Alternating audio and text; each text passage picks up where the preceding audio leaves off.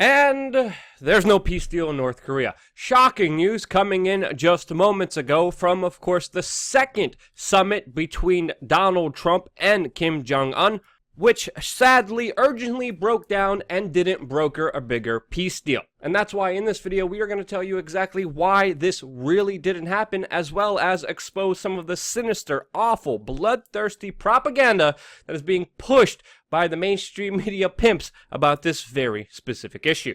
And by the way, we're able to do that because we're supported by you, the viewer, and if you go to wearechange.org/donate, don't forget to tip your favorite creator for the work that they are doing for you for free, which now you could do in many cryptocurrencies, physical mail, or credit cards through our main website, wearechange.org/donate. Now, of course, the larger geopolitical situation behind this peace deal not working out is a very complex one, but we're going to try to simplify it here because, I don't know if you know, but there still is an underlying Cold War going on between Western powers and, of course, new establishing powers that mainly center around oil, natural resources, currencies, the petrodollar, and other key geopolitical factors that have set world powers against each other.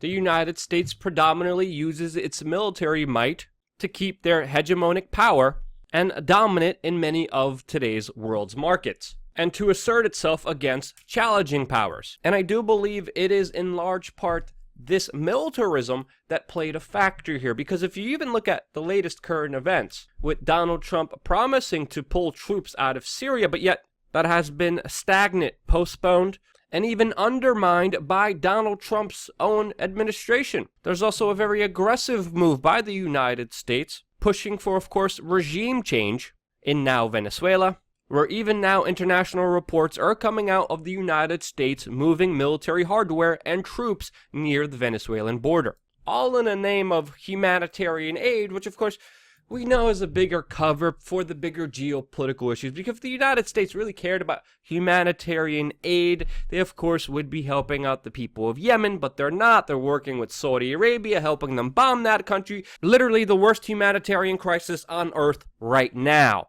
Now, the North Koreans are very aware of this and have even brought up Libya as a failed model of supposed humanitarian intervention that the United States got involved in and left it in a very, very horrible, destroyed, despotic, separated state, which now not only has an increase of radical Islamic terrorists, but also slavery.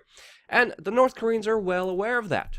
The famous war hawk and neocon John Bolton being a part of these larger peace deals really is also a larger hindrance here, since he not only called for striking North Korea first, but also called for the, quote, Libyan model during the middle of previous negotiations, saying we need a Libyan model in North Korea, which the North Koreans were warning about that they didn't want, actively sabotaging this. Trump also withdrew from the Iran deal, which had an impact since the last time that North Korea met with the United States. And of course, there's a lot of mixed messages out there. And it's not only just the militarism of the United States that the world has to worry about right now, as of course tensions are rising right now with India and Pakistan, two nuclear powers that are on the same continent as North Korea. And as there is fear of a wider war happening between these two mega powers, with fighter jets being shot down, tanks moving closer to the border, and people warning of a full-blown war, because there is a lot of uncertainty and a lot of things to worry about that are still up in the air, and that's why there's no surprise that this didn't work out. And I personally do believe that the current situation with Venezuela and the United States definitely played more of a significant role than a lot of people would admit it would.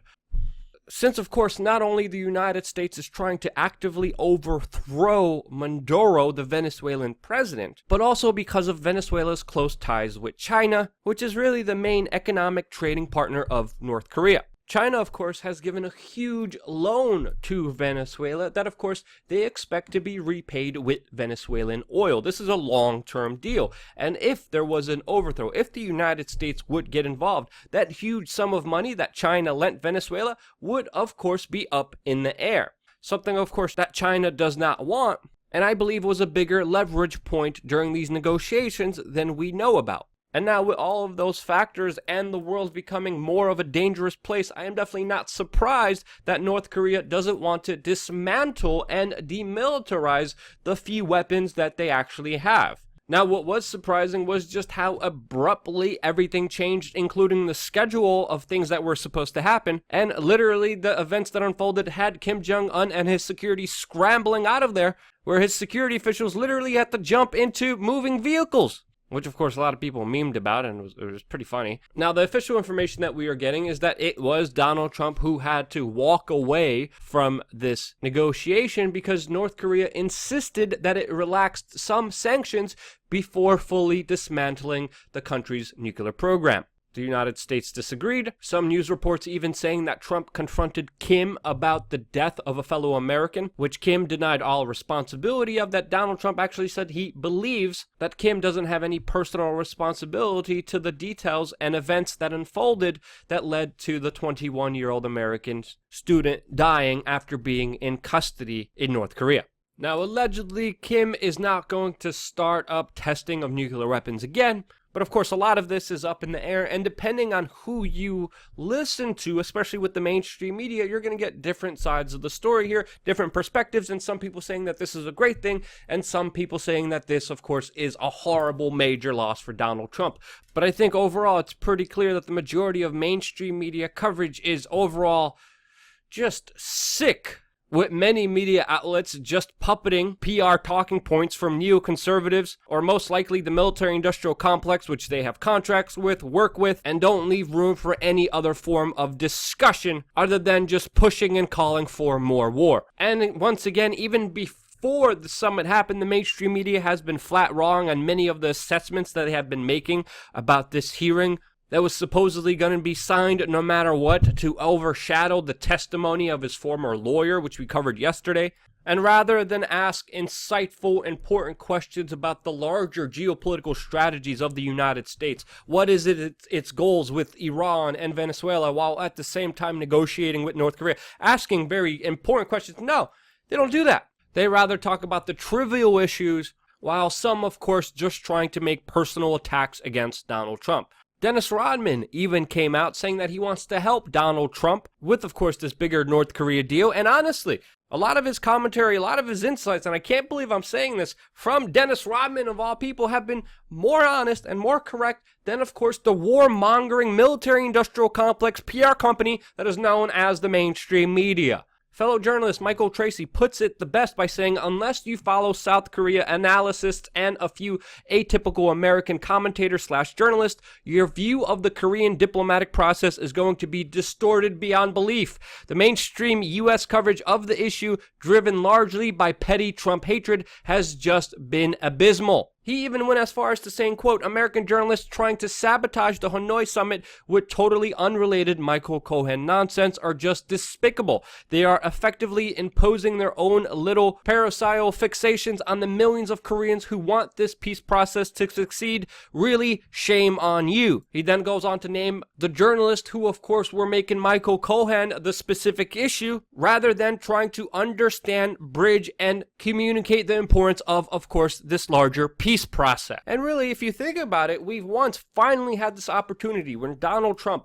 met with the North Korean leader that has been emboldened, embattled, at a state of war, creating anxiety and panic attacks for a lot of people all over the world, threatening nuclear destruction, pandemonium, and war. We finally have the sliver to end that perpetuation of violence, that whole bloody history of the entire Korean War. We finally have the opportunity to close that lid. And then what does CNN do? Let's talk about Michael Cohen. Come on, it's just... We're finally having successful strides in over 70 years between the relations of these two countries. And yet the bigger distractions are what they want to talk about. Now, what's going to happen from here, it's still really unknown. We're, of course, going to be covering it very closely. But from previous very big historic peace summits and larger meetings that happened, many times, some of them have failed. But predominantly throughout history, it takes a number of meetings to actually get to a successful achievement, success that both countries are happy with. So even though there's no third meeting scheduled, even though John Bolton is literally probably sharpening up his geopolitical knives, I still somehow hope that these two countries do come together and do work out a bigger peace deal that will allow people to have more freedoms, more resolutions, to end and put a lid on all the violence that has happened because of this dumbassness. And yet again, the mainstream media is the biggest perpetrator of this dumbassness, violence, war, and fighting that they love. And honestly, if you want an alternative, you have to fund it. So please, again, consider going to wearechange.org/donate and supporting alternative independent media. And because some of you amazing human beings do that, I'm still able to be here. And because of that, I love you guys. Thank you again so much for watching. Stay tuned for more here on youtube.com/wearechange.